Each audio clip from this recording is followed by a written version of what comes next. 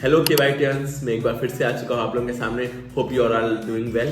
तो हम लोग आज लेकर क्या है अलजेब्रा का वन शॉट। तो हम अलजेब्रा के चारों जो चैप्टर्स हैं आपके अलजेब्रा यूनिट के, वो चारों चैप्टर इस वन शॉट में कवर करने वाले हैं। और जितने मैं क्वेश्चंस लेकर के आया वो सारे के सारे इंपॉर्टेंट क्वेश्चंस हैं जो कि बोर्ड में आने की बहुत ज़्यादा प्रोबेबिलिटी है। ठीक है, तो इस वीडियो को अगर आप लिख लेते हैं तो 20 नंबर आपके फिक्स हो जाएंगे, क्योंकि अलजेब्रा टॉपिक से आपका अलजेब्रा जो यूनिट है उससे 20 नंबर के क्वेश्चंस आते हैं और बहुत ही इजी यूनिट है जिससे आपका स्कोरिंग करने का बहुत ज़्यादा चांसेस रहता है। अलजेब्रा से बच्चों के बहुत अच्छे अच्छे स्कोर्स आते हैं। तो चलिए इस वीडियो को शुरू करते हैं बिना किसी देरी के। दुनिया में हम सब छाया चलिए बनते हैं यहाँ हर दिशा में क्रांति के साथ ही जीतता है सीना।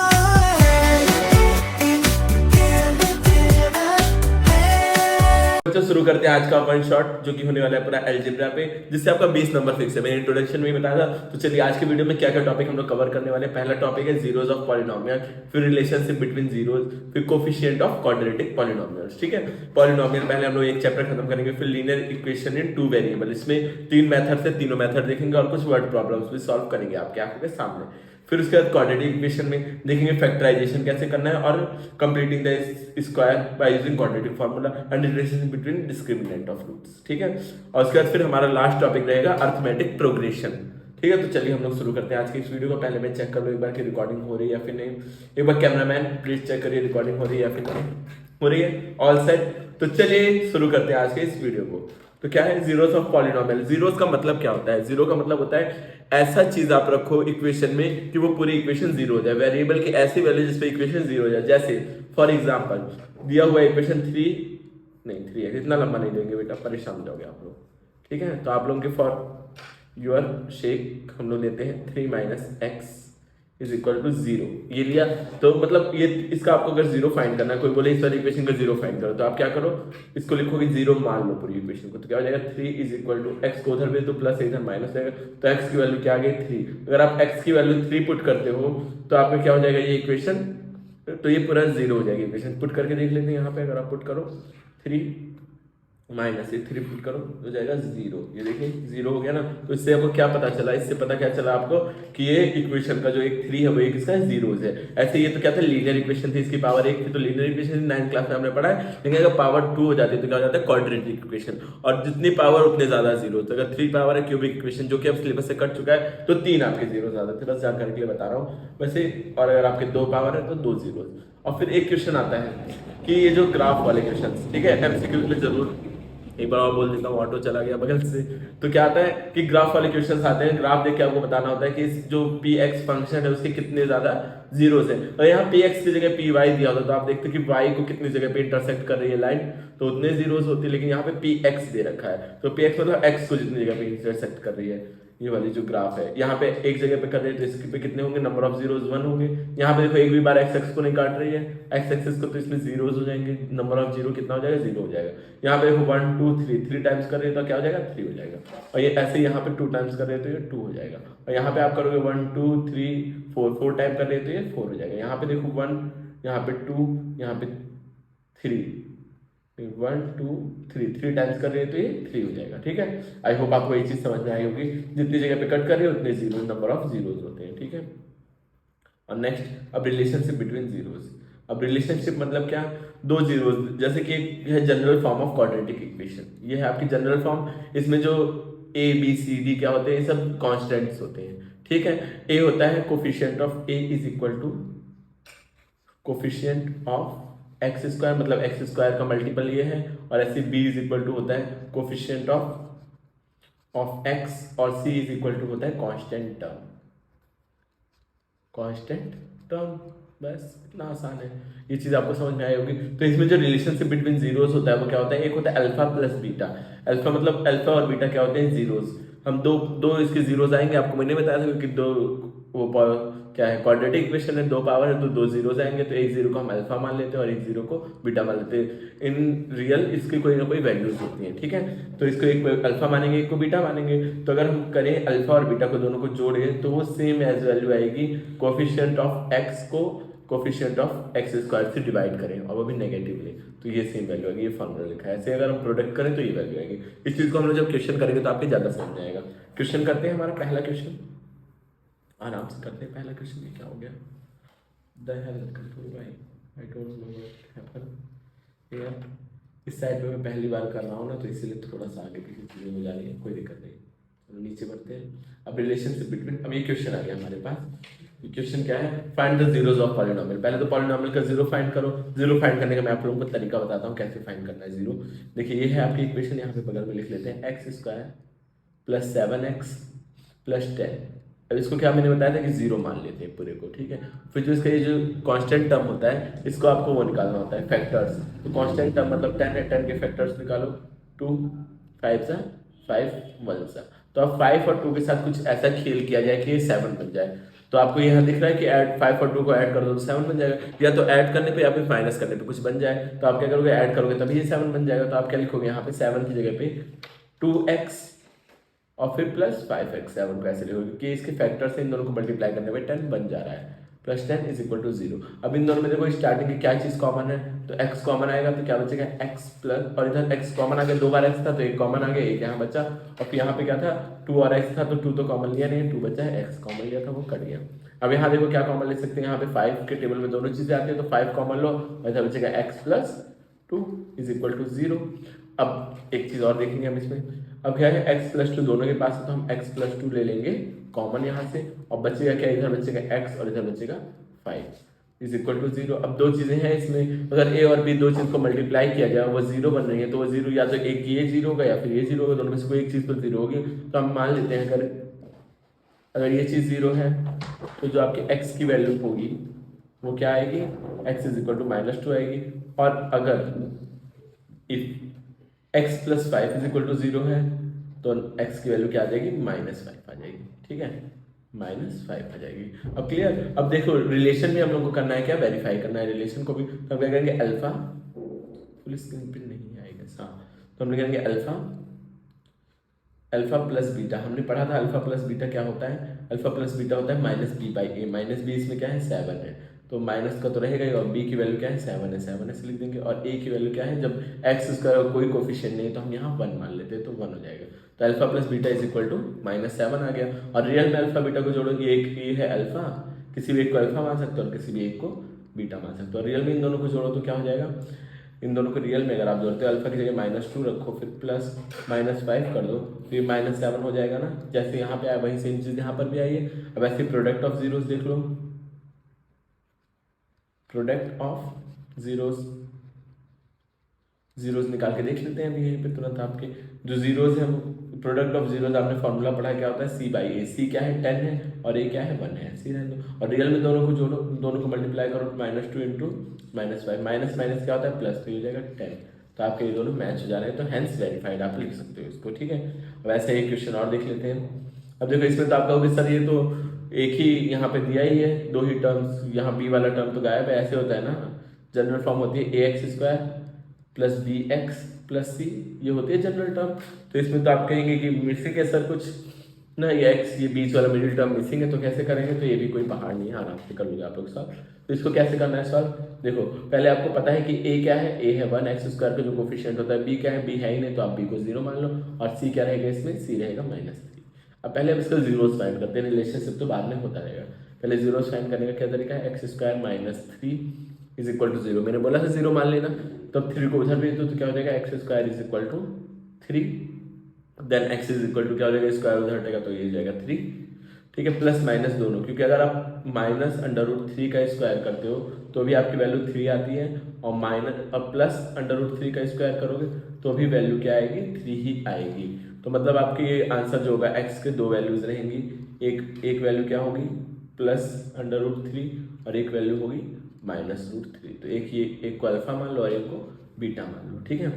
अल्फा और बीटा आपने मान लिया, तो फिर से रिलेशन में वेरीफाई करना है। तो अल्फा प्लस बीटा क्या होता है, अल्फा प्लस बीटा होता है b/a। तो b तो इसमें है ही नहीं, तो b 0 है, और a क्या है, a की जगह पे 1 है, मतलब 0 ही आना चाहिए। अब इन दोनों को रियल में जोड़ के देखो, √3 -√3 क्या होगा, 0 ही तो होगा। तो ये आपका हो गया वेरीफाई, हो गया ना। वैसे अल्फा इंटू बीटा √3 इंटू -√3 करोगे तो कितना आएगा, -3 आएगा। और रियल में भी देखो c क्या है, -3 है, और a क्या है, 1 है, करके देखोगे तो हो जाएगा। आशा करते हैं आपके ये भी समझ में आया होगा। तो आगे बढ़ा जाए थोड़ा सा। ठीक है, तो यहाँ पर हमारा जो पहला चैप्टर है वो पूरी तरह 10 मिनट में खत्म हो जा रहा है, क्योंकि पहले देखिए सेकंड चैप्टर मतलब अलजेब्रा का पहला चैप्टर है, क्योंकि पहले क्या था इसमें आपके साथ स्कूल में ही पढ़ाया गया और जो डिवीजन वाला पार्ट होता है वो, बट रियल में डिवीजन अब कट चुका है, आपके सिलेबस में है नहीं सीबीएसई के। ठीक है, और आप किसी और बोर्ड के हैं तो डिवीजन मैंने बहुत सारी सीरीज बना रखी है, आप चैनल एक बार चेकआउट करेंगे आपको चीज़ें मिल जाएंगी, बट मैं डिवीजन वाला नहीं पढ़ा क्योंकि स्पेसिफिकली मैं सीबीएसई के लिए बना रहा हूँ वीडियो, तो डिवीजन वाला पार्ट में भी इसको स्किप करता हूँ अभी के लिए। ठीक है, अब देखिए नेक्स्ट हमारा चैप्टर है जो pair of linear equation in two variable, हमारा नेक्स्ट चैप्टर है। तो नेक्स्ट चैप्टर के बारे में हम पढ़ेंगे, तो इसको पढ़ने से पहले हमें देखना है जनरल फॉर्म। यह है general form of linear equation in two variable. General form, general form. ठीक है, आवाज हो रही है बहुत ज्यादा बाहर, बहुत आवाजें होती रहती हैं यहाँ पे, क्या किया जाए। तो यहाँ पे ये दे रखे हैं लीनियर इक्वेशन टू वेरिएबल, मतलब दो वेरिएबल्स, एक एक्स है एक वाई है, इसके पास भी एक्स है वाई है, तो ये होता है कोफिशिएंट ऑफ एक्स, ये होता है कोफिशिएंट ऑफ वाई, और ये कांस्टेंट का। देखिए ये सब चीजें ज्यादा डीप में आपको पढ़ने की जरूरत नहीं है, बस आपको देखना है अगर ये a1 upon a2 is not equal to b1 upon b2 हो रहा है, तो जो लाइन है वो एक जगह पे इंटरसेक्ट करेंगी और इनके जो सॉल्यूशन होंगे बस खाली एक सॉल्यूशन होगा। देखिए क्या होता है बेसिकली, ये जो इक्वेशंस होती है वो लाइन की इक्वेशन होती है, एक ये वाली लाइन की इक्वेशन है m1, एक ये m2 लाइन की इक्वेशन है, और जिसका सॉल्यूशन होता है एक्स वाई की वैल्यू, जिस पॉइंट पे दोनों लाइंस इंटरसेक्ट कर रही है वही वैल्यू क्या होती है, इसका सॉल्यूशन होता है। ठीक है, तो अभी मैं आपको डीप में बताऊंगा, जब ग्राफिकल मेथड से इक्वेशन सॉल्व कराऊंगा तो आपको समझ में ज्यादा चीजें आएंगी, बट अभी के लिए फिलहाल ये मान लो अगर a1 a2 is not equal to b1 b2, तो क्या है एग्जैक्टली वन सॉल्यूशन, एक ही सॉल्यूशन होगा और वो भी यूनिक सॉल्यूशन होगा, मतलब सिंगल है तो यूनिक हो गई, और यहाँ पे लाइन अगर पूछे तो इंटरसेक्ट करेगी। एमसीक्यूज में आपके क्वेश्चन आता है, दो इक्वेशन दे देगा, फिर पूछेगा इसमें बताओ कौन सी कंडीशन मैच हो रही है, इंटरसेक्टिंग लाइन है, वन सॉल्यूशन है, और यहाँ तक ये केस बेस्ड में ही बना के पूछ सकता है। तो आपको ये चार्ट तो रट लेना है, ठीक है, रट लेंगे, स्क्रीनशॉट इसका ले लो, या फिर मैं ये पूरी पीडीएफ अपनी व्हाट्सएप कम्युनिटी पे अपलोड करूंगा। ठीक है, तो आप लोग व्हाट्सएप कम्युनिटी को आप चेक कर लीजिए एक बार, लिंक मिल जाएगा डिस्क्रिप्शन में, अगर नहीं मिलता है तो मेरे चैनल पे मेरा इंस्टाग्राम लिंक है, वहाँ पे आप मुझे डीएम करके पूछ सकते हैं सर पीडीएफ। ठीक है, तो इतनी सारी सुविधाएं, यहाँ पे पीडीएफ डाउनलोड कर लीजिए, आप पॉज करके ये चीज़ें तो लिख लीजिए, ये जो टेबल है ये बहुत ही ज़्यादा इंपॉर्टेंट है, आपके एनसीईआरटी में भी दिया हुआ है, तो इसको जरूर लिख लीजिए। और अगर ऐसी कंडीशन आती है सब कुछ इक्वल हो जाता है तो आप क्या बोलोगे, लाइन है कोइंसिडेंट लाइन, मतलब एक लाइन के ऊपर दूसरी लाइन है, तो मतलब मान लो कि इन्फिनिटी कितने ज्यादा चीजों पे टच कर रहे होंगे आपस में, कितने पॉइंट पे, जब एक के ऊपर एक ही लाइन है तो कितने पार्ट पे टच करोगे, जितने पार्ट पे टच करते हैं उतने सॉल्यूशन होते हैं, तो जब लाइन एक के ऊपर एक है तो टच बहुत ज्यादा कर रही होगी, तो ये भी आप लोगों को क्लियर हुआ होगा। और फिर नेक्स्ट क्या है, अगर a1 a2 b1 b2 बराबर तो होता है, बस c1 c2 के बराबर नहीं होता, तो इसका मतलब क्या है, दो पैरेलल लाइंस जा रही है जो कि कभी इंटरसेक्ट नहीं करेंगे, पैरेलल लाइन कभी इंटरसेक्ट नहीं करती है, इसका मतलब क्या है कि आपका सॉल्यूशन जीरो हो जाएगा। क्लियर, आई होप आपके ये भी समझ में आया होगा। हम थोड़ा सा आगे बढ़ते हैं, एक दो क्वेश्चन करेंगे तो आपके समझ में आएगा। अब देखो चेक करना है कि लाइन क्या है, पैरेलल है, इंटरसेक्टिंग है, या फिर वन सॉल्यूशन है। ठीक है, क्या कोइंसिडेंट है आपको बताना है, इंटरसेक्टिंग है, पैरेलल है, या फिर कोइंसिडेंट है, ये तीन में से एक चीज बतानी है। तो आपको देखो ये पता है, ये है A1, ये है B1 और ये है C1, ये है A2, ये है B2 और ये है C2, तीनों सारी चीजें पता है। तो A1 अपॉन A2 करके देखो, 9 अपॉन 18, देखो क्या इज इक्वल टू का मार्क लगा दो अभी सब पे ही होगा, यानी वो बात तो दीगर है, 12 अपॉन 24, 9 वन 9, 9 टू 18, 1 अपॉन 2 आए, 3 वन 3, 3 टू 6, ये भी 1 अपॉन 2 आया, 2 वन 12 वन 12, 12 24, ये भी 1 अपॉन 2 आया, मतलब तीनों कंडीशंस बराबर आ रही हैं। और जब बराबर आती है तो आपको क्या पता चलता है, इन्फिनिटली मैनी सॉल्यूशन, और लाइन क्या कर रही है, कोइंसिडेंट, मतलब एक के ऊपर एक लाइन है, तो आप कौन सा आंसर को टिक लगाओगे इसमें बोलोगे कि कोइंसिडेंट लाइन है, थर्ड वाली कंडीशन मैच हो रही है। तो आपको ये भी समझ में आया होगा। अब नेक्स्ट एक और देख लेते हैं, एक और क्या, यही सेम क्वेश्चन है, सॉरी। तो हम लोग ग्राफिकल मेथड देखेंगे, ठीक है, ग्राफिकल मेथड कैसे सॉल्व करते हैं, इसमें बहुत बच्चों का कंफ्यूजन होता है, और आता है क्वेश्चन 3-4 नंबर में जरूर आएगा क्वेश्चन। ठीक है, तो इसको हम लोग देखते हैं जल्दी से, इसको देख लेते हैं ग्राफिकल मेथड करना कैसे। ग्राफिकल मेथड के लिए सबसे पहले आपको एक वो बनाना होता है कार्डियक प्लेन। कार्डियक प्लेन आपको पता होगा कि एक्स वाई एक्सिस बना लीजिए, बस मैं खोज रहा हूँ कि लाइन रूलर कहीं है या फिर नहीं, इसमें आई गेस रूलर नहीं है, रूलर इसमें नहीं है, तो मैं ऐसे ही बना दे रहा हूँ। मैं बहुत दिन से एक वाइट बोर्ड की तलाश में हूँ, कौन सा एप्लीकेशन सही है वाइट बोर्ड के लिए। अगर आपको कोई एप्लीकेशन सजेशन में हो तो ज़रूर बताइएगा, जिस पे लाइन वाइन आसानी से बन सके। ठीक है, ये मैंने बना लिया एक्स एक्सेस वाई एक्सेस, ये है मान लो ये है वाई एक्सेस, ये है एक्स एक्सेस, इतना तो आपको पता ही होगा। तो हम पहले इक्वेशन के लिए बात करेंगे, इक्वेशन 1 मान लो, इसकी इक्वेशन 2 मान। तो हम फर्स्ट इक्वेशन की बात करेंगे फॉर इक्वेशन 1। यहाँ पे बात करते हैं और चलो यहाँ नहीं, ग्राफ पे तो नहीं, ग्राफ को नहीं छेड़ेंगे, ग्राफ जैसा वैसे रहने देंगे। यहाँ पे बात करते हैं फॉर इक्वेशन, इधर यहाँ पे बात कर लेते हैं, चलो यहाँ पे बात कर लेते हैं कॉर्नर फॉर इक्वेशन 1। इक्वेशन 1 के लिए अगर हम बात करें तो ये है इक्वेशन 1 6। तो हम क्या रखेंगे, x की वैल्यू को 0 रख के पहले चेक करेंगे।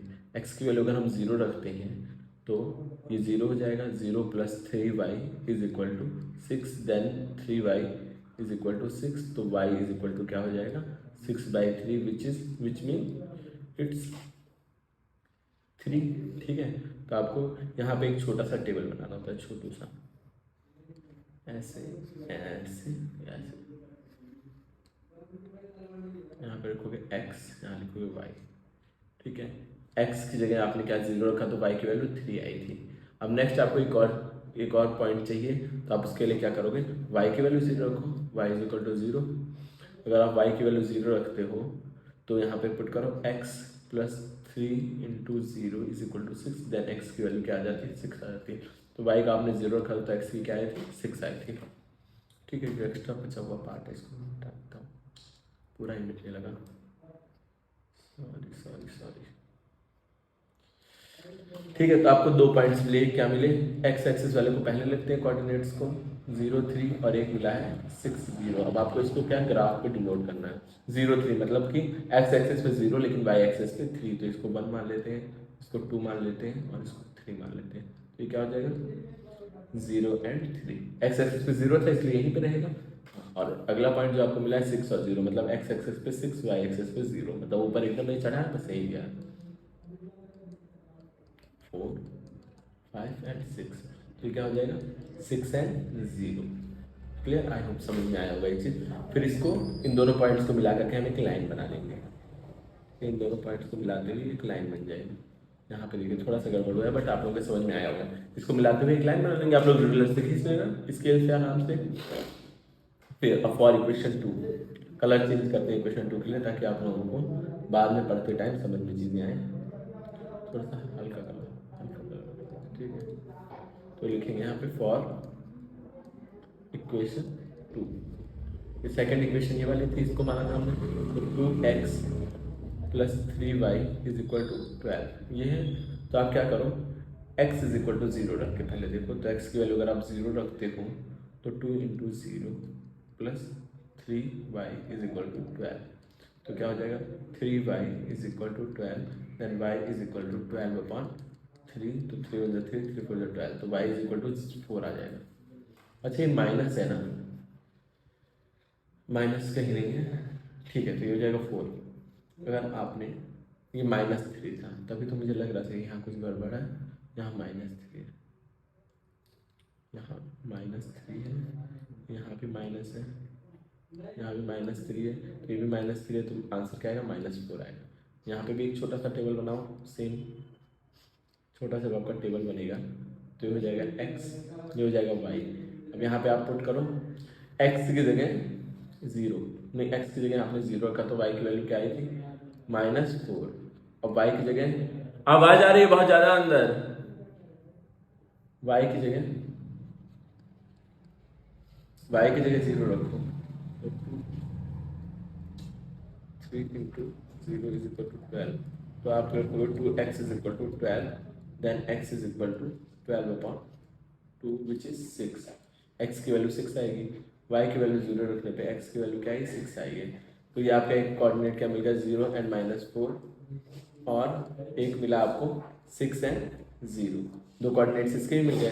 तो आप पहले एक करके तो करो, 6 और 0 तो यहीं पे मिला है आपको, जहाँ मिलना है, जहाँ पे ये मिला था, और एक मिला है -0 और -4, मतलब -1 ये रहेगा, ये -2 रहेगा, ये -3 रहेगा, और ये -4 रहेगा। ठीक है, अब इन दोनों को जब आप मिलाते हुए एक लाइन बनाओगे यहाँ, तो ये दोनों लाइन यहाँ पे मिल रही है, मतलब ये इसका सॉल्यूशन होगा, मतलब कि x की वैल्यू जो आएगी वो 6 आएगी, एंड y की वैल्यू क्या आएगी 0 आएगी। ये आपका सॉल्यूशन हो जाएगा। क्लियर? तो आपको ये ग्राफिकल मेथड से हमने सॉल्व कर लिया। एक बार अपने आप को कॉन्ग्रेचुलेशन ज़रूर बोलिए, कमेंट में भी लिख दीजिए। ठीक है, अब एक मेथड है सब्स्टिट्यूशन मेथड, फिर एलिमिनेशन मेथड। तो हम लोग पहले सब्स्टिट्यूशन मेथड देखेंगे क्या होता है। ठीक है, सब्स्टिट्यूशन मेथड देखते हैं क्या दिया हुआ है इसमें। तो सब्स्टिट्यूशन मेथड में क्या है, ये x प्लस 3y, हम दोनों इक्वेशंस को लिख लेते हैं, और 2x माइनस 3y। फिर कोशिश करते हैं ना कि जिस इक्वेशन में कोई कोफिशिएंट ना हो, जैसे इसमें x का कोई कोफिशिएंट नहीं है तो इस इक्वेशन को लेने की कोशिश करेंगे। फिर वापस से येलो कलर पे आ जाता हूँ, ये कलर ज़्यादा दिख नहीं रहा है। क्लियर? तो मैं येलो कलर पे वापस आता हूँ। तो क्या था, मैंने क्या बोला, हाँ पहले इस इक्वेशंस को लिख लेते हैं दोनों को, and 2x minus 3y is equal to 12। तो हम ऐसी इक्वेशन लेते हैं जिसमें कोई कोफिशिएंट ना हो, तो ये पहली इक्वेशन है। ठीक है, तो हम क्या लिखेंगे, फ्रॉम इक्वेशन 1, साफ लिख सकते हैं, फ्रॉम इक्वेशन 1। इक्वेशन 1 की बात करें तो हमारे में क्या दिया हुआ है, x plus 3y is equal to 6। Then x is equal to कितना हो जाएगा, 6 माइनस 3y। ये आपके x की वैल्यू आ गई। इसको आपको पुट करना है, putting x is equal to 6 minus 3y in equation 2। 1 से आपने निकाला है वैल्यू तो 2 में रखेंगे, और 2 से निकालते तो 1 में रखते। ठीक है, तो जहाँ पे x दिया है इक्वेशन 2 में, वहाँ पे क्या रख देंगे हम लोग, 6 minus 3y is equal to 12। तब इसको जब ब्रैकेट को खोलेंगे अंदर अंदर मल्टीप्लाई हो जाता है, डिस्ट्रीब्यूशन प्रॉपर्टी, 6 का 2 में मल्टीप्लाई करेंगे 12 हो जाएगा, और 2 का 3 में करेंगे तो 3 2 6 हो जाएगा। इसका भी इसके अंदर कर देते हैं मल्टीप्लाई। ऐसे माइनस 3y है ही, इज इक्वल टू 12। अब इन दोनों को जब करेंगे सॉल्व तो कितना हो जाएगा, इन दोनों की हो जाएगा 12 minus 9y is equal to 12।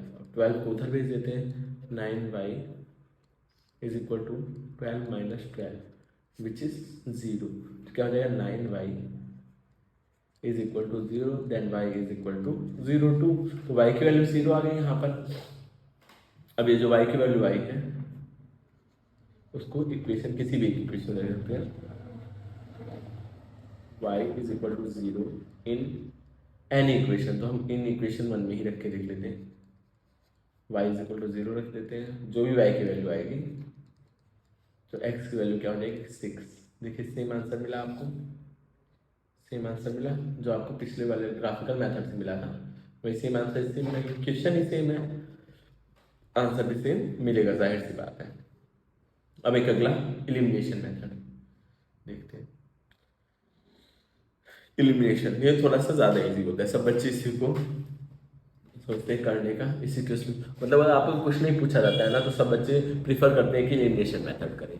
ठीक है, तो आप लोग भी एलिमिनेशन, आप लोग को भी शायद आता हो तो वीडियो को पॉज करो और सॉल्व करो क्वेश्चन, क्या ही दिक्कत है। तो हम लोग देखते हैं इसको करके, सेम क्वेश्चन को एलिमिनेशन से करते हैं। ठीक है, तो देखो क्या दिया हुआ है, x प्लस 3y। हाँ भाई सेम क्वेश्चन है, तो हम क्या करेंगे, दोनों इक्वेशन को पहले ऑब्जर्व करेंगे। ऑब्जर्व करने का देखेंगे कोई भी कोफिशिएंट मैच हो रहा है या फिर नहीं। यहाँ देखो, यहाँ पे कोफिशिएंट मैच हो रहा है, पूरा टर्म मैच हो जा रहा है। और फिर देखेंगे साइन दोनों की सेम, अगर दोनों की साइन सेम है तो दोनों इक्वेशन को सब्ट्रैक्ट करते हैं, लेकिन अगर साइन अलग अलग है तो ऐड करते हैं। ठीक है, ये इक्वेशन 1 है, ये इक्वेशन 2 है। तो आप यहाँ पे साफ साफ लिखोगे बाय एडिंग इक्वेशन 1 एंड 2, क्योंकि साइन क्या था, डिफरेंस था, इसलिए हम लोग ऐड करेंगे। जब ऐड करेंगे इन दोनों को तो ऐसे लिख लेते हैं बगल बगल में। कोफिशिएंट अगर बराबर ना हो तो मल्टीप्लाई करके कुछ कुछ बराबर करते हैं, तो इससे जब एडिशन होगा तो साइन नहीं चेंज होता, सब्ट्रैक्शन भी चेंज हो जाता है। तो इन दोनों को जोड़ेंगे तो ये कितना हो जाएगा, 3x। इन दोनों को जब जोड़ेंगे तो कट जाएगा, और इन दोनों को जोड़ेंगे हो जाएगा 18। तो x is equal to 18/3 which mean it is 6। x की वैल्यू 6 किसी भी इक्वेशन में पुट करो, putting x is equal to 6 in equation 1 में पुट करो तो ये 6 plus 3y is equal to 6। Then 6 को उधर भेज दो तो 3y is equal to 6 minus 6। तो y is equal to 3y is equal to 0, then y is equal to 0। इस बार y is equal to 0 x is equal to 3 आया। ठीक है, अब थोड़े से वर्ड प्रॉब्लम सॉल्व करते हैं। आप इस पॉज करके वीडियो को वर्ड प्रॉब्लम सॉल्व करना शुरू करो, तब तक मैं एक छोटा सा वाटर ब्रेक लेके आता हूँ। चुका है तो हम बढ़ते हैं अपने नेक्स्ट क्वेश्चन की तरफ। 5 साल पहले 5 year ago Noori was thrice age Sonu.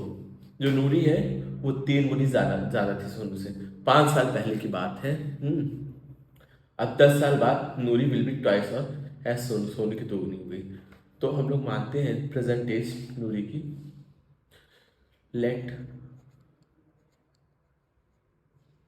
Present age of Noori be x and present present बीच में नाम है present GENT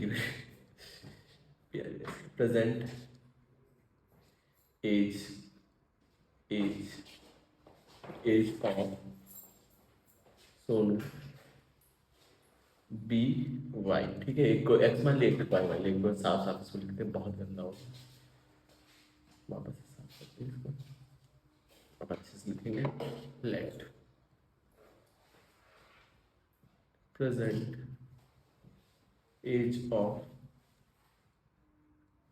Noori be x and Sonu be y. एक को एक्स एक को वाई मान लेते हैं।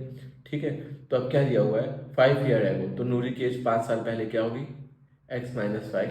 और सोनू की एज क्या है, सोनू की एज की थ्राइस थी, नूरी वाज थ्राइस मतलब 3। सोनू की एज में अगर 3 से मल्टीप्लाई किया जाए तो वो नूरी की एज के बराबर हो जाएगा ना। तो ये हमारी इक्वेशन 1 बन गई। और दूसरा क्या दिया हुआ है 10 साल बाद नूरी की एज क्या होगी, वो सोनू की अब कितनी रह गई, ट्वाइस रह गई है। तो रिलेशन दोनों के बीच में बन जाएगा। 10 साल बाद सोनू की भी यही रही होगी। तो अब दोनों इक्वेशन को हम लोग कायदे से लिखने की कोशिश करेंगे। ठीक है, कायदे से लिखते हैं यहाँ पे अच्छे से। पहली इक्वेशन को हम यहाँ सॉल्व करेंगे। ये 3 को y से मल्टीप्लाई करेंगे तो हो जाएगा 3y, 3 - 5 हो जाएगा 50। ठीक है, अब y को इधर कर लेते हैं, कांस्टेंट टर्म को उधर भेज देते हैं, जैसे कि परंपरा के अनुसार x - 3y is equal to -15,000 + 5 चला जाएगा उधर। तो ये पूरा बन के क्या हो जाएगा x - 3y is equal to -10। ये हो गई हमारी इक्वेशन 1 कायदे से सॉल्व। अब इक्वेशन 2 को इधर कायदे से सॉल्व करते हैं। x + 10 इज इक्वल टू 2 को अंदर मल्टीप्लाई करेंगे तो हो जाएगा 2y, और 2 को 10 से मल्टीप्लाई करना है 20 हो जाएगा। x को इधर ले आओ तो x - 2y is equal to 10, 20 है, 10 को उधर भेजेंगे तो -10 हो जाएगा। तो हो जाएगा 2x, x - 2y is equal to 10। ये बन गई हमारी इक्वेशन 2। ये 2 इक्वेशन हमारी हो गई। 2 इक्वेशन जो वेरिएबल है तो आप किसी भी मेथड से सॉल्व कर सकते हो आराम से। लेकिन हमें क्या दिख रहा है, कोफिशिएंट सेम, कोफिशिएंट x वाला सब सेम दिख रहा है। तो हम क्या करेंगे, इक्वेशन को सब्ट्रैक्ट करेंगे, आंसर तुरंत आ जाएगा। यहाँ पे करते हैं बाय सब्ट्रैक्टिंग इक्वेशन 2 फ्रॉम 1 में से 2 को घटाना है तो 1 लिखोगे पहले, 3y is equal to -10 and फिर 2 लिखोगे x - 2y is equal to minus, मतलब +10 है ना, ये तो +10 है तो माइनस को हटा दोगे, +10 है। ठीक है, अब दोनों इक्वेशन घटाना है तो साइन सारे के सारे चेंज हो जाएंगे, इससे कट जाएगा, हो जाएगा -y is equal to -20। Then y is equal to कितना हो जाएगा 20, मतलब सोनू की एज जो है प्रेजेंट वो क्या है 20 है। अब नूरी की एज देख लेते हैं कि 20x की वैल्यू कहीं पे भी आप पुट कर दो, मान लो यहाँ मैं पुट करता हूँ y की वैल्यू 20, 3 × 20 इज इक्वल टू -10। तो हो जाएगा x is equal to 60 -60 is equal to -10। तो 60 को उधर भेज दो तो x की वैल्यू क्या आ जाएगी 50। तो नूरी क्या है 50 साल के, मुझे तो लगा दोनों छोटे छोटे बच्चे होंगे, 20 और 50 साल के हैं। और एक आता है 2 डिजिट वाला नंबर, ये बहुत ही ज़्यादा पूछा जाता है। ठीक है, एग्जाम में बहुत ज़्यादा पूछा जाने वाला नंबर है।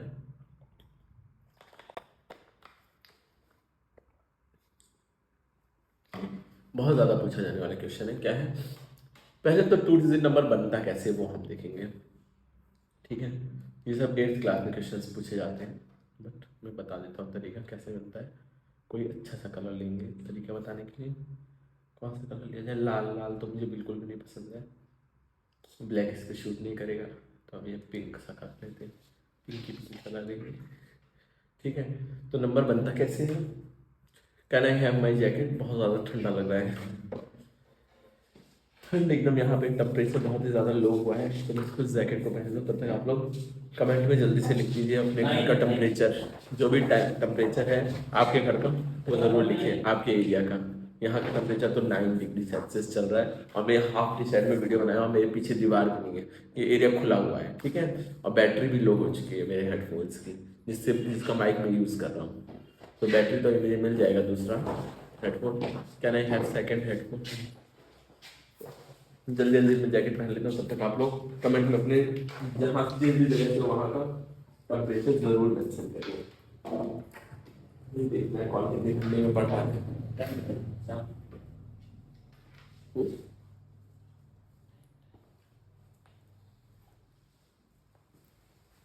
थैंक यू,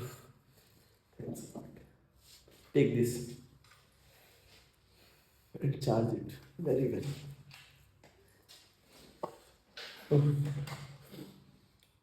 एक सेकंड में देख लूँ आवाज़ आ रही है या फिर नहीं, क्लियर हो रहा है रिकॉर्डिंग या फिर नहीं? हाँ हो रही है, बिल्कुल प्रॉपर रिकॉर्डिंग क्लियर, तो हम लोग आ जाते हैं। ठीक है, तो अब थोड़ा सा ठीक है। क्वेश्चन जो है थोड़ा इंपॉर्टेंट तो है, बट हम एक क्वेश्चन को अगर सॉल्व करते चलेंगे तो ये वन शॉट बहुत लंबा हो जाएगा, तो हम इस क्वेश्चन को सॉल्व नहीं करेंगे, मैं आपके इसकी हिंट दे दूंगा। ठीक है, डिजिट वाले क्वेश्चन कैसे सॉल्व होते हैं वो हिंट दे दूंगा, आप लोग सॉल्व करेंगे। ठीक है, तो मैं इसमें आपको हिंट देता हूँ। क्या है, आपको क्या करना होता है, नंबर का फॉर्मेशन कैसे होता है, फॉर्मूला लिखना होता है। Formation of two digit number. Two digit number बनता कैसे, कैसे बनता है? बनता है 10 into digit digit at tense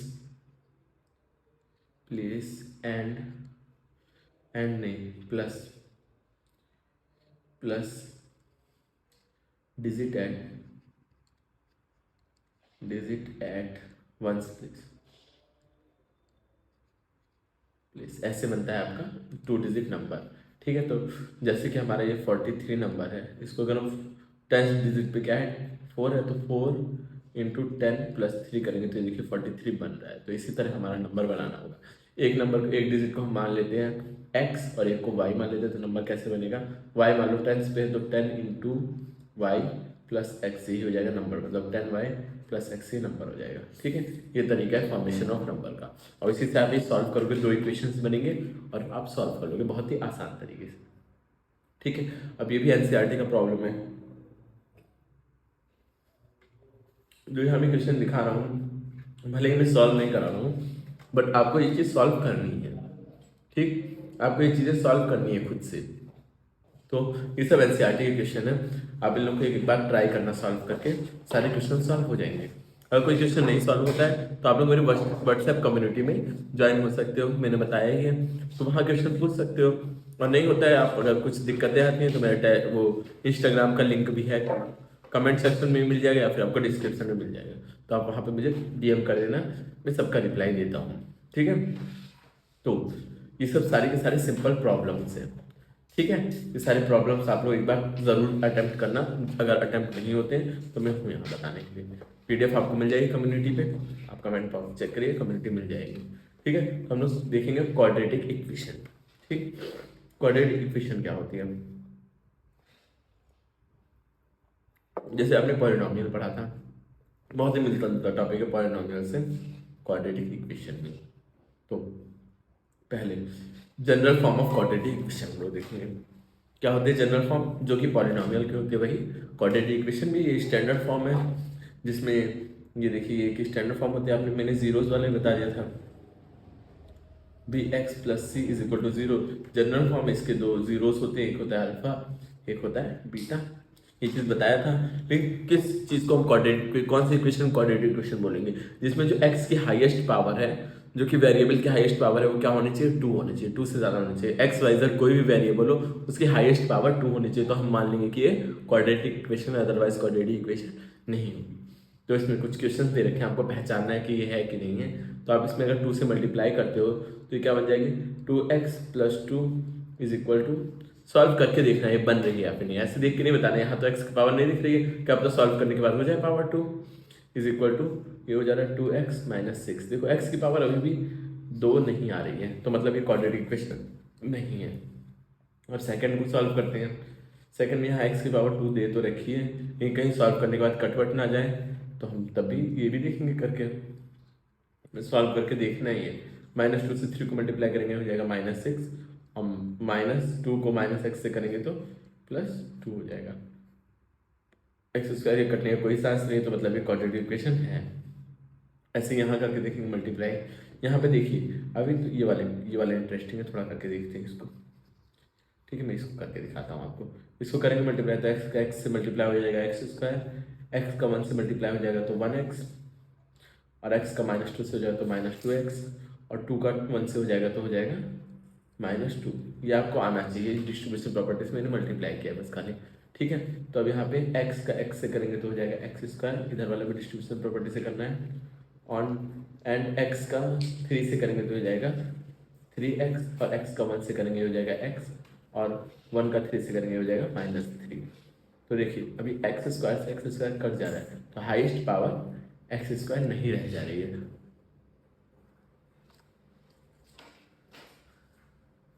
minus जो हाईएस्ट पावर है x² नहीं रह जाएगा, मतलब ये क्वाड्रेटिक इक्वेशन नहीं है।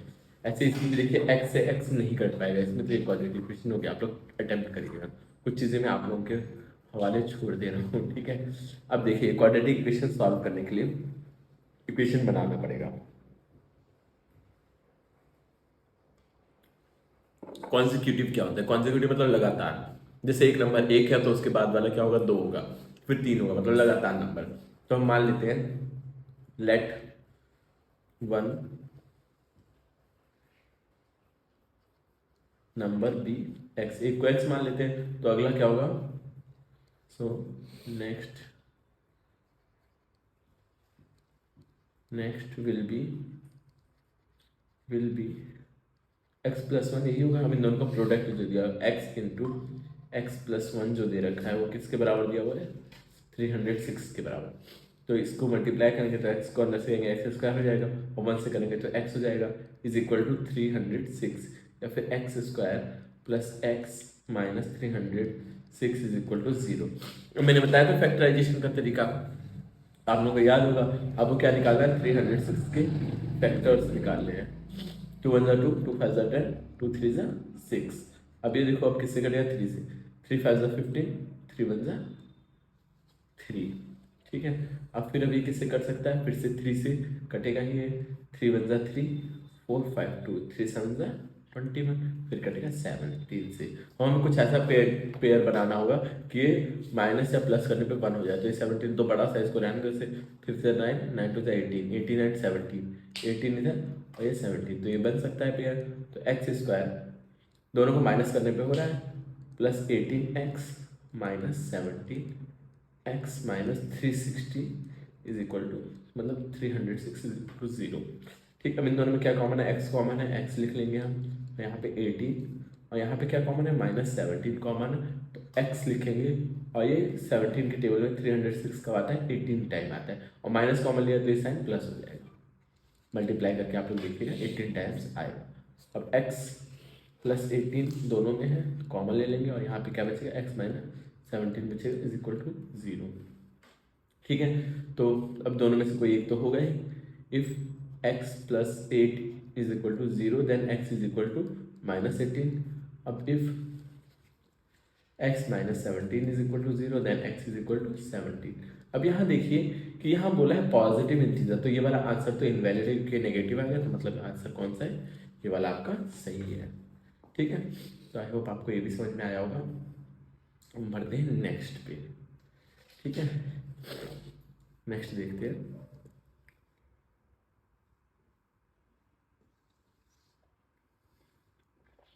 हाँ तो एक 17 होगा और एक 17 प्लस 1 विच इज 18। एक 17 होगा और एक को माना था x+1 तो वो होगा 18। 17। अब रूट्स फाइंड करना है, फैक्टराइजेशन भी फिर वही बात करेंगे। रूट्स आपको फाइंड करना आता है बहुत अच्छे से। चलिए एक लास्ट रूट हम फाइंड कर लेते हैं, फाइंड कर लेते हैं ताकि आपको समझ में आ जाए चीज़ें, ठीक है। तो 2x² minus 5x plus 3 is equal to 0। अब क्या करते हैं, जो इसको इससे मल्टीप्लाई करते हैं हो जाएगा 6। अब 6 का ऐसे फैक्टर्स बनाने हैं, 61 नहीं 6, 6 के आपको ऐसे फैक्टर बनाने हैं कि 5 के कुछ बराबर है। ऐसे कर लेते हैं पहले। अब ये इन दोनों को के साथ ऐसा क्या खेल किया जाए कि 5 बन जाए, दोनों को जोड़ने पे 5 बन सकता है, हमें -5 बनाना है तो -2 और -3 के साथ खेलेंगे तब -5 बनेगा।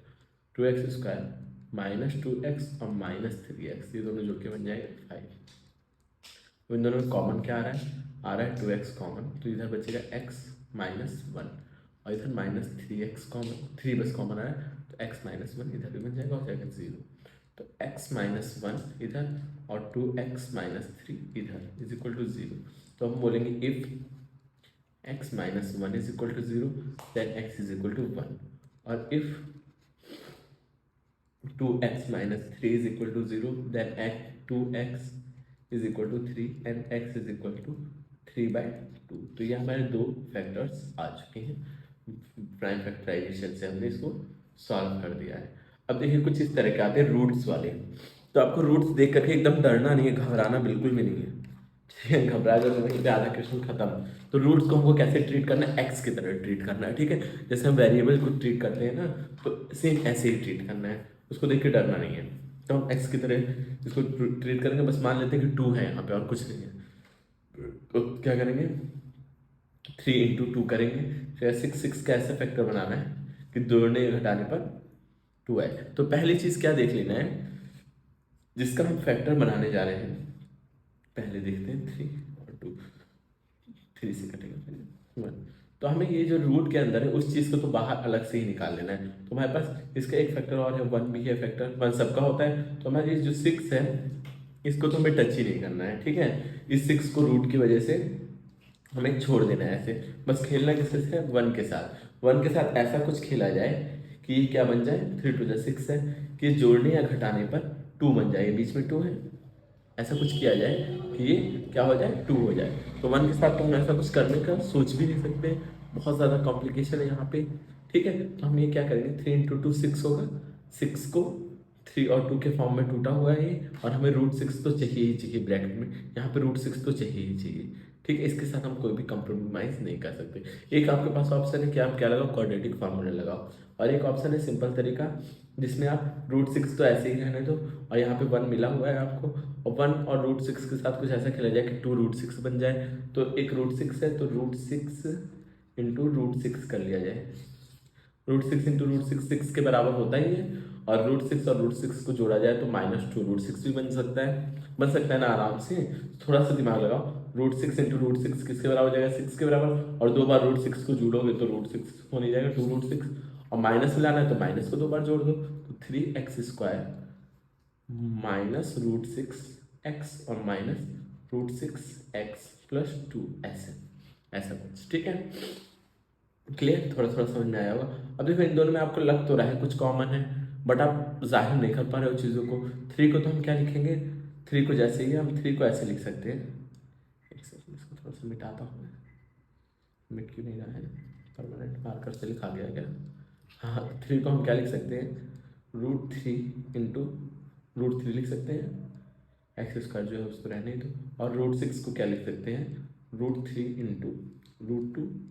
ठीक। क्वाड्रेटिक फार्मूला का यूज़ करना बहुत रेयर है, ठीक है। और इस √6 को भी हम क्या लिख सकते हैं, √3 × √2, और ये 2 को क्या लिख सकते हैं, √2 कॉमन लेने के लिए। सारा कहानी क्यों बनाई जा रही है, हम लोग क्यों इतना नाटक कर रहे हैं कि कॉमन आ जाए चीज़ें, ठीक है।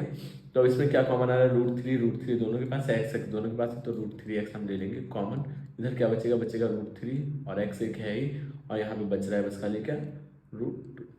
अब यहाँ पे माइनस माइनस क्या कॉमन आ रहा है, अच्छा √2 × √2 लिखेंगे, सॉरी मिस्टेक हो गई गलती से, मिटा मिटा मिट जा भाई।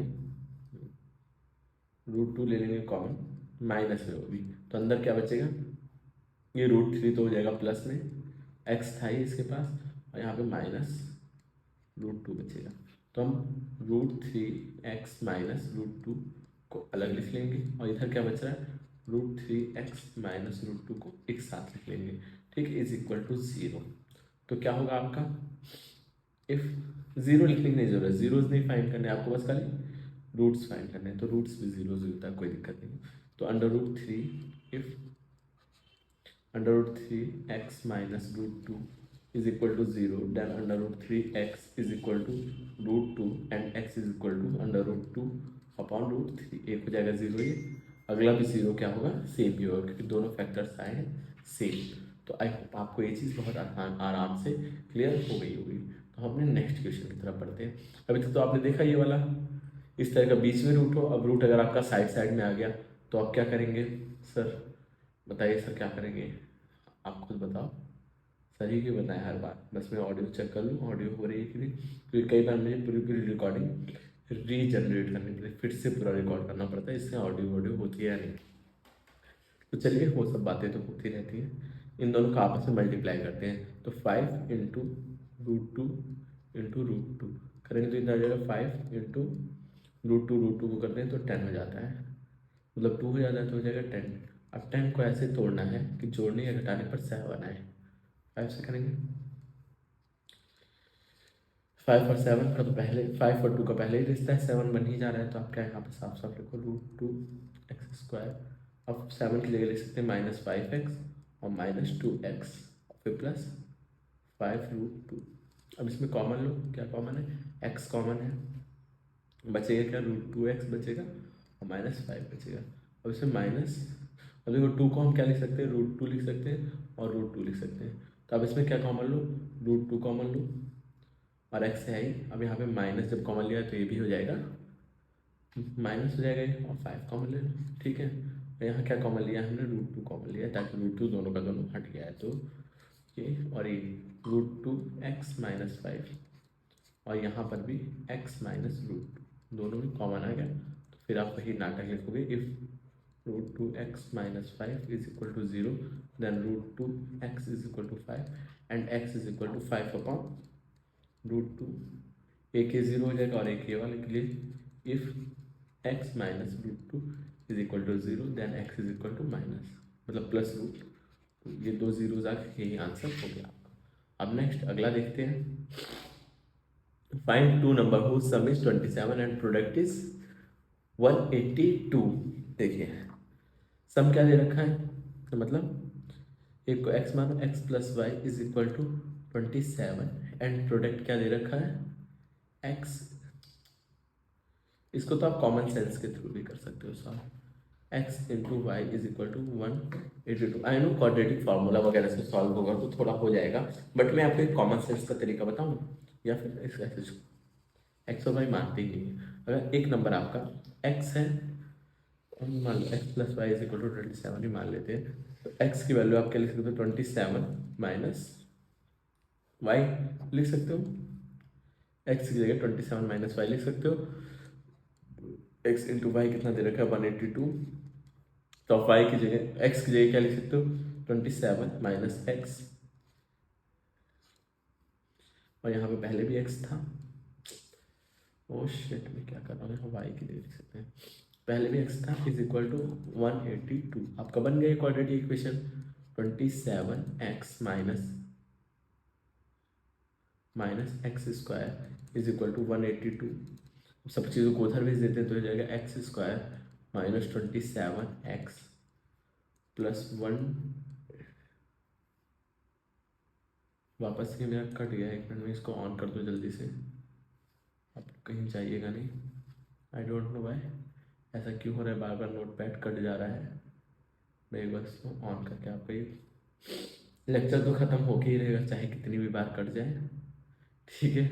तो ये हो गया आपका, क्या चीज़ है ये, ठीक है। तो मैंने कहा था कि हाँ ये देखो पढ़ाया हुआ था वो भी मिट गया, इतना बदतमीज़ है ये नोट पैड, तो आपको क्या, आपने क्या पढ़ा था कि दोनों का प्रोडक्ट x इंटू वाई क्या दे रखा है, 182 के बराबर दे रखा है। तो x की जगह आप क्या लिख सकते हो, मतलब y की जगह, हाँ y है, तो अब y की जगह क्या पुट, x की जगह पुट कर सकते हो 27 माइनस वाई। तो x की जगह मैं क्या लिखूँगा 27 minus y into y is equal to 182। तो वाई को अंदर मल्टीप्लाई करो 27 y minus y square is equal to 182। अब इस सबको उधर भेज दो तो हो जाएगा वाई स्क्वायर, पेयर्ड गलत जगह हो गया, गलत जगह पेयर्ड हो गया। मेरे में हो गया था। मेरे, हेलो, वॉइस क्लियर है, सॉरी सॉरी, सारी मुसीबतें एक साथ आ रही हैं तो हमें मुसीबतों से लड़ते रहना है। -27 y is equal to 1 is equal to नहीं प्लस 128, मतलब सारी चीज़ों को जब आप क्या करोगे ट्रांसफ़र करोगे इधर से उधर। मैं पहले फुल स्क्रीन पे इसको करके नहीं पा रहा हूँ, फुल स्क्रीन पे नहीं हो रहा है। हाँ, अगर मैं इसको से मिटाऊँ तो ये क्वेश्चन बहुत ज़्यादा बदतमीज़ क्वेश्चन है। +182 जब आप सबको इस तरफ भेजोगे तो ये सारे के सारे साइन चेंज हो जाएंगे, तो वहीं था तो वहीं रह जाएगा। अब इस क्वाड्रेटिक इक्वेशन को आप लोग सॉल्व करिए कमेंट में। टाइम जो भी जिस टाइम पे मैंने ये क्वेश्चन पूछा वो टाइम आप डाल करके आंसर लिखना ज़रूर। मैं ज़रूर आपके आंसर्स को लाइक करूँगा और अप्रिसिएट करूँगा। ठीक है, सेम ही स्लाइड वापस से हो गई है। तो अब relation between discriminant and nature of root, ये चीज़ बहुत ही ज़्यादा इंपॉर्टेंट है। ठीक है, अगर ऐसा आता है, ऐसे क्वेश्चन आते हैं, ठीक है, ड्रिंक भी खत्म हो गई है। तो डिस्क्रिमिनेंट क्या होता है, B square minus 4ac। B आपको पता ही है, जैसे general form of quadratic equation होते हैं ax square plus b x plus c. B मतलब x का कोफिशिएंट, तो बी स्क्वायर माइनस 4ac। अगर इसकी वैल्यू 0 से बड़ी आती है तो दो डिस्टिंक्ट मतलब दो रूट्स आएंगे, और नेचर क्या होगा रूट्स का, रियल रूट्स होंगे। ठीक है, रियल यहाँ पे लिखा नहीं है, रियल रूट्स। और अगर 0 के बराबर आएंगे तो दो इक्वल रूट्स आएंगे, ये भी क्या होंगे, रियल होंगे। और लेकिन जब 0 से छोटी होगी तो आपके आएंगे जो रूट्स होंगे वो क्या होंगे, आपके इमेजिनरी रूट्स होंगे। ठीक है, ये चीज़ याद रखना, आपकी बुक्स में दे रखा है बहुत ही क्लियर। तो अब इसमें पूछा है कि नेचर ऑफ रूट्स बताओ। ठीक है, ये वाले क्वेश्चन में नेचर ऑफ रूट पूछा है, तो हमें डिस्क्रिमिनेंट निकालना है। डिस्क्रिमिनेंट हमें पता है कैसे निकलता है, बी स्क्वायर माइनस 4ac। निकाल के देखते हैं, बी स्क्वायर मतलब -3 का स्क्वायर माइनस 4 इंटू ए की जगह 2 है, सी की जगह 5 है। देखते हैं 9 माइनस 8, 8 5 40, तो क्या है -31। माइनस में आई है वैल्यू, मतलब कि जो वो है डिस्क्रिमिनेंट है नेगेटिव है। नेगेटिव का मतलब क्या होता है, 0 से छोटा। जब 0 से छोटा डी की वैल्यू आ रही है इसको कैपिटल डी बोलते हैं। आप ऐसे लिख सकते हो, डी इज लेस देन 0, तो डिस्क्रिमिनेंट इमेजिनरी रूट्स होगा, इमेजिनरी रूट्स। ठीक है, और नेक्स्ट वाला भी इसे ट्राई करके देखना, ठीक, वो समझ में आएगा। अब क्या दिया, in the following situation possible should determine the present age. The sum of age of two friends is 20. After 4 years the product of their age is 48. जैसे मैंने यहाँ पे कराया था, अभी जस्ट एक क्वेश्चन कराया है यहाँ, वही सेम क्वेश्चन है यहाँ पर भी। ठीक है, नेचर ऑफ रूट्स पे नहीं है बट एक क्वेश्चन है, प्रेजेंट एज आपको बतानी है। चलिए, ये भी रिलेशनशिप बिटवीन रूट्स पे नहीं है, ये क्वेश्चन बार बार आ जा रहा है। ठीक है, चलिए हम लोग देखते हैं क्वेश्चंस को। तो सिचुएशन दे रखे, दो फ्रेंड है, उनकी एज का सम 20 दे रखा है। एक की लेट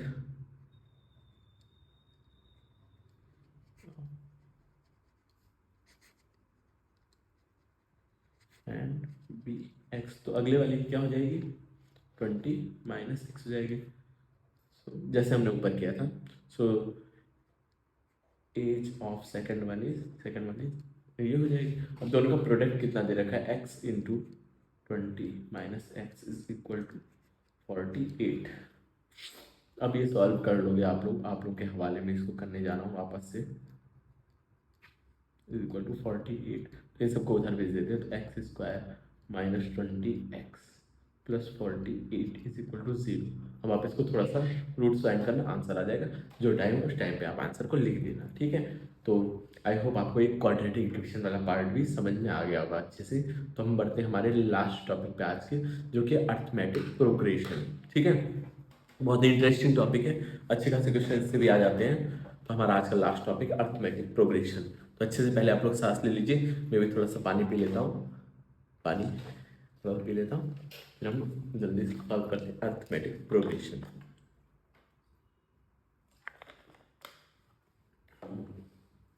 थोड़ा एनर्जी के साथ।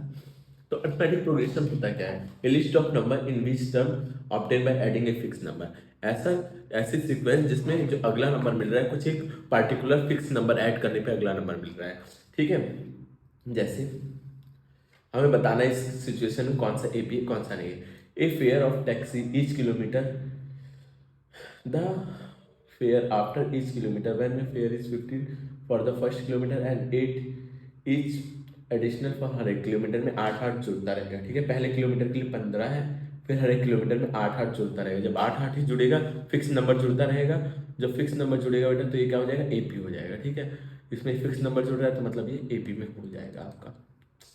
फिर से ये हैंग हो रहा है, पता नहीं क्यों ऐसी दिक्कतें आ रही हैं। अब इन सब में देखो, 4 में 2 जोड़ा तो ये 8 हो, 2 में 4 जोड़ा तो 8 हो गया।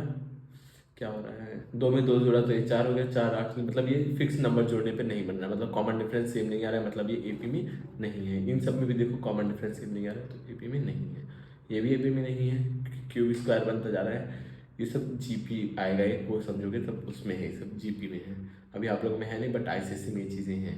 आई डोंट नो वाई, क्यों गोल गोल घूमने लग रहा है, मुझे तो समझ नहीं आ रहा। आपको समझ आ रहा तो बताइए। ये √2 हो जाएगा। ये देखिए, ऐसे ही देख के आपको जज नहीं करना है क्यों ऐसा हो रहा है, ये चेक करनी पड़ेगी, इन्वेस्टिगेशन करनी पड़ेगी। क्या दिक्कत दे रही है, क्या चीज़ परेशान कर रही है मेरे नोट पैड को? कहीं कोई बुरी आत्मा तो नहीं है? परेशानी क्या है नोट पैड तुम्हें? तुम मुझे बताओ, हम तुम्हारी परेशानियों को दूर करेंगे। ये ऐसे चैनल मेरा दिखता है, इसको सब्सक्राइब कर लीजिएगा। ठीक है, सब्सक्राइब का बटन दबा करके सब्सक्राइब कर लीजिएगा इसको। और मजे की बात बताऊँ, ये हमारा हाफ सेंचुरी वीडियोस की होने वाली है। ये वीडियो जो मैं अपलोड करूँगा तो हमारा 50वां वीडियो होगा। तो देखिए, ऐसे जज नहीं करना है। ठीक है, तो ये √2 होगा, और 8 को आप लिख सकते हो 2√2, और ऐसे 18 को लिख सकते हो 3√2, और ऐसे 32 को लिख सकते हो 4√2। मतलब ये देखो, इस सब में 2√2 को 2√2 जोड़ा तो ये हो गया 2√2, मतलब √2 में एक और √2 जोड़ा तो 2√2 हो गया, इसमें एक और √2 जोड़ा तो सब में देखो √2 जोड़ते जाओ, आंसर सीक्वेंस बनता जाएगा। तो मतलब ये ईपी में है, तो मतलब ये आपका है, बस एक ईपी में है। अब एक फॉर्मूला होता है एन टर्म ऑफ एपी, आपने सुना होगा। ठीक है, बोर्ड इतना करीब है, फॉर्मूले तो सारे सुने होंगे, बस खाली यहाँ पे रिवीजन करने आया होगा वन शॉट में। तो nth टर्म मतलब कि nवां टर्म, अब कोई हॉर्न बजा रहा है। इतनी रात में क्या जरूरत है हॉर्न बजाने की? देखो, चलिए कोई बात नहीं, हम बर्दाश्त करेंगे। nth टर्म ऑफ एपी मतलब एपी का एन, मतलब आपसे कोई एपी दी रहे उससे पूछे कि फिफ्थ पर टर्म बताओ, तो आप ये फॉर्मूला लगाओगे। एन मतलब कि क्या होता है? nth टर्म, जिस टर्म की बात हो रही है। ए मतलब फर्स्ट टर्म, और डी मतलब कॉमन डिफरेंस। तो इसके थ्रू आप निकाल सकते हो कोई भी एपी का nth टर्म। जैसे ये एपी दे रखी है, इसका मुझे 10 टर्म पूछा है, तो हमें फॉर्मूला पता है। क्या होता है फॉर्मूला? A N. फिर हैंग कर रहा है लैपटॉप, लास्ट टाइम पे लग रहा है, ये होने नहीं देगा पूरा। तो n इज इक्वल टू दिया रखा है, 10th टर्म बताना है, तो n की वैल्यू 10 हो जाएगी। a की वैल्यू मतलब फर्स्ट टर्म हो जाएगा 2, और डिफरेंस हमें निकालना है। तो डिफरेंस कैसे निकलता है? सेकंड टर्म में से फर्स्ट टर्म माइनस करके, 7 - 2 विच इज 5। ठीक है, तो हमें ये पता चल गया, और हमें पता है ए एन मतलब nth टर्म जिसकी बात हो रही है उसका फॉर्मूला होता है a plus n - 1 into D. तो a क्या दिया हुआ है? मतलब फर्स्ट टर्म दे रखा है, जिसको आप 2 रखोगे, n की जगह रखोगे 10 - 1, और d की जगह रखोगे 5। तो 2 + 9 इंटू 5, तो हो जाएगा 2 + 9 5 = 45 विच इज 47। जो इस एपी का 10th टर्म होगा वो 47 के बराबर होगा। ठीक है, आप लाइन से निकालते रहो तो भी वही आंसर आएगा। अब आपको ये देखिए, ये क्वेश्चन आता है कि आपको बताना है 301 एपी का कोई टर्म है या फिर नहीं। तो हम पहले ही मान लेंगे let 301 is nth term of AP, term of AP मान लेते हैं ये है। ठीक है, मान लो ये nth टर्म है एपी ऑफ एपी। तो मतलब ये क्या है? ए एन है। जब ये nth टर्म है मतलब ये ए एन है 301, और ए आपका दिया हुआ है 5 और डी कितना दिया हुआ है 11 माइनस 5। 11 5 में से 11 जाएगा कितना बचेगा 6, ठीक है। और उसके बाद इतनी ही चीज़ों की हमें ज़रूरत होती है और एन की वैल्यू निकाल लिए कौन सा टर्म है। अगर ये टर्म है तो मतलब कौन सा टर्म है, अगर हमें ये मिल गया, ये कोई टर्म मिल गया, कोई नंबर एन कोई नंबर आ गया तो मतलब ये एन वाला टर्म है, तो हम ए एन की जगह रखेंगे 301 a plus n minus one into d होता है। ए की जगह क्या रखेंगे 5 plus n minus one, n आपको पता ही नहीं है और डी आपको पता है क्या है 6 है, डी आपको पता है जो कि है 6। तो 301 5 प्लस 6 को अंदर मल्टीप्लाई करने की जगह 6 है माइनस 6, तो यार 301 5 माइनस 6 कितना होता है -1 प्लस 6n। अब -1 को इधर भेजेंगे तो कितना हो जाएगा 302, माइनस हो जाएगा प्लस हो जाएगा तो 302 6n की वैल्यू, तो n इज इक्वल टू हो जाएगा 302 अपॉन 6। जब सॉल्व करेंगे 2 3 ज़ा 6, 2 1 ज़ा 2, 2 5 ज़ा 10, 2 1 ज़ा 2, 3 6 को काटने की कोशिश करेंगे तो ये नहीं कटेगा, मतलब आंसर क्या आएगा। तो क्या किसी भी एपी का टर्म, ये नंबर ऑफ टर्म कहीं है 1 2 पहला टर्म दूसरा टर्म तीसरा टर्म ऐसे हो सकता है ना, 151/3 ये कौन सा टर्म है। कैमरा रिकॉर्ड कर रहा है या फिर नहीं, चलिए कैमरा साथ दे रहा है तो ठीक है। तो ये मतलब एपी का कोई टर्म नहीं है, तो आप क्या बताओगे एन एपी का टर्म नहीं है 301। सेम क्वेश्चन अगेन, ये सब आप लोगों के लिए है, ठीक है। अब एक इस तरह का क्वेश्चन आता है लीनियर इक्वेशन में 2 वेरिएबल टाइप का, वो हम सॉल्व करते हैं, फिर सम ऑफ एपी पे जाएंगे, फिर सम ऑफ एपी खत्म होने के बाद हम यहीं पे अपने लेक्चर को समाप्त करेंगे, ठीक है। आपका पूरा का पूरा जो है अलजेब्रा वो 1-1.5 घंटे का वीडियो होगा मैक्सिमम, खत्म हो गया होगा। फिर अब देखते हैं 17 term of AP of an AP exist 10 term by 7। जो 17 टर्म है वो 7 ज़्यादा है 10वें टर्म से, तो 17 टर्म मतलब A17 की अगर बात हो रही है तो फॉर्मूला क्या होता है A plus n minus one, मतलब 17 minus one into d. Same AP की बात हो रही है तो पहला टर्म इसके लिए तो 16D, ये हो जाएगी एक इक्वेशन।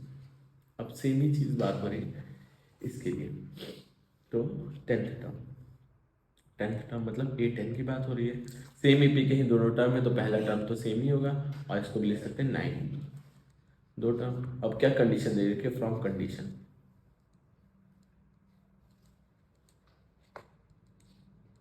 फ्रॉम कंडीशन, कंडीशन की जब बात की जाए कि जो 10th टर्म है जो 17 टर्म है वो 7 ज़्यादा है 10th टर्म से। अगर हम 10th टर्म में A17 अगर 10th टर्म में हम 7 जोड़ दें तो ये 17 टर्म की सारी अकड़ निकल जाएगी, दोनों बराबरी पे आ जाएंगे।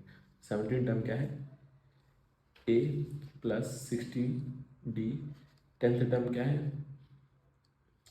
क्या हो दिक्कत कर रहा है ये, फाइंड द कॉमन डिफरेंस आपको निकालना है, तो A plus 9D plus 7, A से A कैंसिल आउट हो जाएगा, 16 है 16D माइनस 9D करेंगे इज इक्वल टू 7।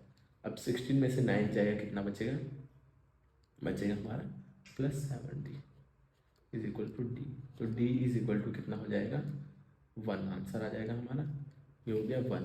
तो D की वैल्यू 1 हुई, कॉमन डिफरेंस ये फाइंड करना था, कितना आराम से हो गया। अब सम ऑफ एपी जो बहुत ज़्यादा पूछे जाते हैं क्वेश्चन, सम ऑफ एपी से इंपॉर्टेंट टॉपिक है तो आप लोग ध्यान से समझिएगा, कान लगा के सुनिएगा ध्यान से, बहुत मज़ा आएगा, बहुत अच्छा टॉपिक है। तो सम ऑफ एपी क्या होता है, सम ऑफ एपी का फॉर्मूला कैसे आया है वो हम लोग जब पढ़ते जब हमारे पास 1 साल पूरा होता पढ़ने के लिए, तो अभी हमें जाना नहीं, बस फॉर्मूला याद कर लेना है। एक होता है ये, अगर लास्ट टर्म दिया हुआ है तो इस वाले फॉर्मूले को यूज़ करेंगे, अगर लास्ट टर्म नहीं दिया हुआ है तो इस कंडीशन के हिसाब से फॉर्मूला यूज़ करते हैं हम लोग। तो एक क्वेश्चन इस पर करके देखते हैं, ठीक है। हाउ मैनी टर्म्स ऑफ इतना must be taken that sum दे रखा है, मतलब SN दे रखा है, SN दे रखा है 6, सम ऑफ एपी दे रखा है, आपको n फाइंड करना है। और D क्या दे रखा है, इसमें कॉमन डिफरेंस निकाल के 17 में से 9 जाएगा कितना बचेगा, कितना बचेगा जल्दी से कमेंट में आप लोग बताएं।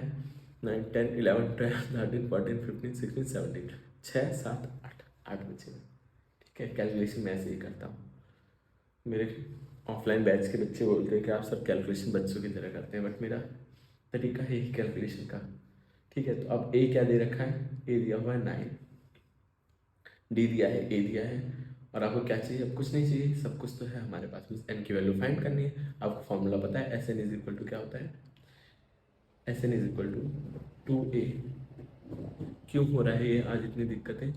कोई दिक्कत नहीं है। n-1 n टू ए, हाँ क्यों इतनी दिक्कत दे रहा है? ये पूरा अटक गया, पता नहीं क्यों, क्या दिक्कत है इसको। n/2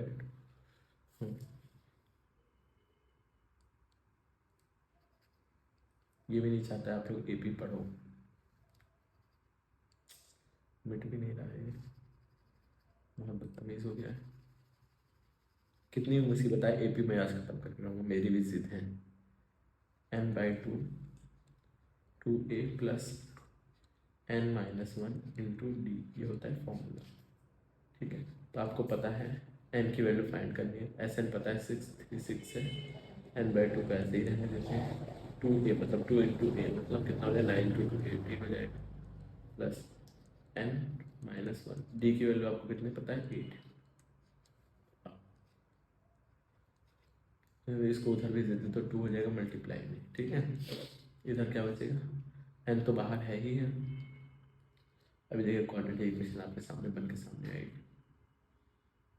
मिट जा भाई, मिट जा, मिट मिट मिट मिट मिट, इरिटेट कर रहा है। 18, 8 को n से मल्टीप्लाई करेंगे तो क्या हो जाएगा, 8n-8। ठीक है, तो इसको मल्टीप्लाई करो जल्दी से।